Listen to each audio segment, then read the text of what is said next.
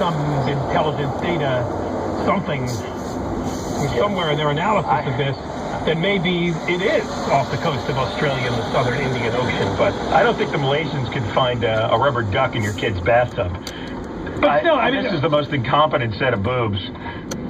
Well, there's the logic part of your brain, and then there's the wild conspiracy part of your brain working here. The logic part says it probably did go down in the ocean, in a very, very, very deep place in the ocean, where it's going to be hard. And why nothing's bubbled to the top, I don't know that part, unless they haven't searched enough of the correct area to see a piece of the plane. That's the logic part of the brain. The wild side is everything else. That the pilot, why it went down, we don't know, but that landed on some remote island. It's being repurposed for some big nuke attack. It's all the TV show movie stuff in right, your head. It's exactly what it is. It's all the novels that these people write. are alive and blah, blah, blah. The two deadlines they're running up against is the black box signal's going to peter out after about a month. Stop pinging. Right, so if they can't pick up like the heartbeat that slows down. Yeah. So in about 2 or 3 weeks, if they don't hear the ping is going to die, and then good luck on that. Second thing, if there is any wreckage, you've got all the currents and the tides, and that'll start spreading the stuff out over a wide area, and that's going to make it more difficult to find because the pieces will be increasingly farther and farther apart from each other. Harder to detect a pattern, harder to know whether that white thing floating in the water is really part of the plane or part of somebody's boat from 8 years ago. The Washington Post had an interesting story. A simple computer upgrade that Malaysian Airlines decided not to purchase would have provided critical information to help find the airliner. The upgrade, which wholesales for about $10 a flight, would have provided investigators with the direction, speed, and altitude of the plane even after other communications from the plane went dark. Well, we were talking about this early on. I still don't believe that the only way, at this point in life, the only way to get information about the plane is to dig up the black box from 10,000 feet below the sea. I can't believe there isn't real-time streaming, back to a home base. This just doesn't make any sense to me. I mean, look at your GPS, right? You're in the car every day. If you have a GPS, you are getting a constant stream from a satellite telling you where you are, anywhere on the globe. Didn't some experts say, though, that that's available? It's just the airlines don't want to pay for it? Yes. Yeah, I saw a guy say that on ABC. But of course you can get this, but whatever the cost is. This thing is called Swift, at least this particular technology. And one expert likened it to a cell phone that sends data to a satellite. And had the Swift system been upgraded to include the full package of applications, it could have sent information on engine performance, fuel consumption, speed, altitude, and direction, regardless of whether that transponder and that ACARS system had been working. It said even when ACARS is turned off, Swift continues on. What's that OnStar system? And ACARS is the Aircraft Communications Addressing and Reporting System. You know the OnStar system a lot of cars have? I love those commercials. Yeah, but I mean, can you believe that if you lock your keys in the car, you call up the OnStar lady, and through a satellite beam, they'll open your car for you, even though the keys are trapped inside? If you can do that, you can keep track of a plane. Asked why an airline might choose not to buy an application it sells for a relatively modest cost, an official said every pound on an aircraft is fuel consumed.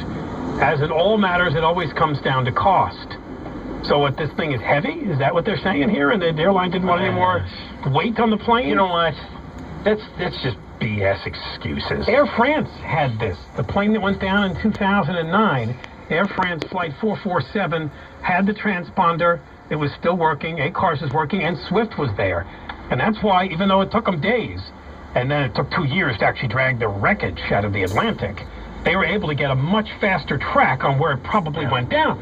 And why this one of the many reasons, is so completely puzzling. They just have no idea where it went down or landed or whatever it did. You say it would cost $10 a flight? That's what it says, about $10 a flight. So less than a nickel per passenger. Yeah, would people pay an extra, 4.5 cents that if the plane goes down, it could be but if you multiply that by all the planes, by all of the flights, by all of the... Well, it's 4 cents for every passenger. Yeah, but airlines are trying to squeeze every last cent. Yeah, what someone said in the story that you would only need this under extreme, rare conditions, like what we're facing now, and they just don't think it's worth it. Since they think the transponder would normally work and the aircraft communications... Sure, it's never worth it until the day it happens. It's like anything. It's like any kind of insurance. It's all wasted money until the day it happens, and you have the big unlucky day, and then you say, gee, I wish I would have spent the $10. I mean, it just seems that, you know, when you're an airline and you're carrying people around, and crashes do happen once in a while, it just should be standard. It should be base. If I'm running an airline, yeah, we're going to spend the $10. But if you've got a bunch of fanatical, obsessive accountants worrying about every last pound and every last nickel, all right. You know what? Why don't those bastards at Malaysian Airlines who decided not to spend the $10, why don't they go and meet the families now? You imagine that if the accountant or the whatever corporate geek in his suit took to the podium and said, well, you know, we would have been able to find it by now, but we didn't want to spend $10 a flight on the technology. He'd get more than a water bottle to the head. Back to the pilot, Captain Zahari Ahmad Shah. The other news today is that some data was deleted from the flight simulator taken from his home. By the way, many pilots are saying it's not unusual for pilots who are really into aviation to have their own flight simulators in their home. And this guy didn't hide it. He put it up on YouTube. But, you know, probably was deleted in February. So if it looks like he was plotting something and decided to carry it out, he would have deleted it probably a few days before the March 8th flight, not a month before. Whatever it is, the FBI's involved in trying to retrieve it, whatever he deleted, just to see if there's anything in there about what he might have been up to if he's part of this.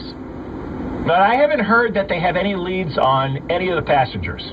Possibly. No, but there's apparently a couple from Russia and Ukraine they have no data on yet. Oh, well, there you go. Doesn't that bring us full circle into the other big story? Oh, sure. It could be some kind of protest. There's a passenger from Russia and one from Ukraine, and they've not been able to get background information. Who put them on there to divert attention from Ukraine? That's a good one. That's as good as any. That's right. That's right. That Ukraine thing is, wow. Actually, I think that's possible. Because the Malaysian story just overwhelmed the Ukraine story. And I think the real reason is because what's going on over there, right now the governments are too busy to give up the background information to the Malaysians. Well, while this whole plane thing is unfolded, Russia took over a big chunk of Ukraine there, and that's already happened. It's a done deal, yeah. Well, nobody was looking. Now they own a piece of Ukraine. Well, I think people are looking. It's just... not too many anymore. Wait, we're doing sanctions.